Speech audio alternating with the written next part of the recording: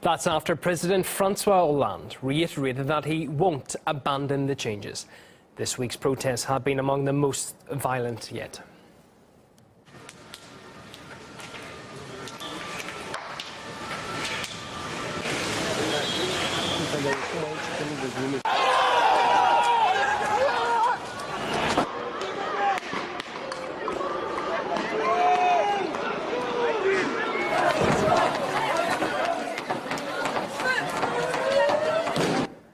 Well, the reform will allow employers to negotiate longer working hours and decrease overtime pay, something that's angered labour unions.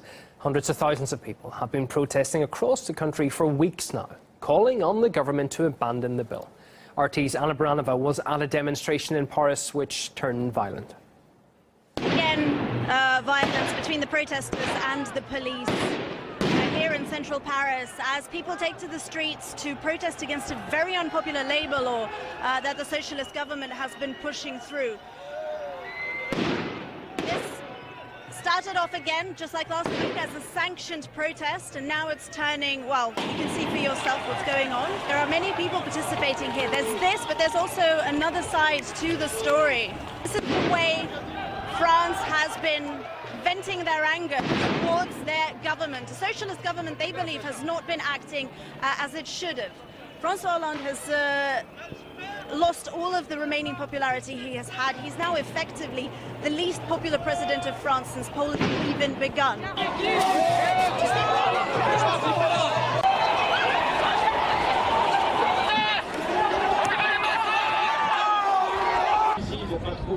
On va dire ni l'écho ni l'accueil qui...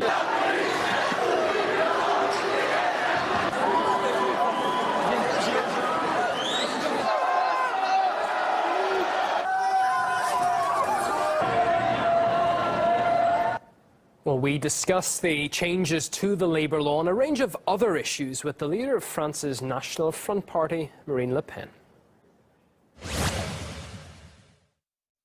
I maintain that immigration is used to push down wages.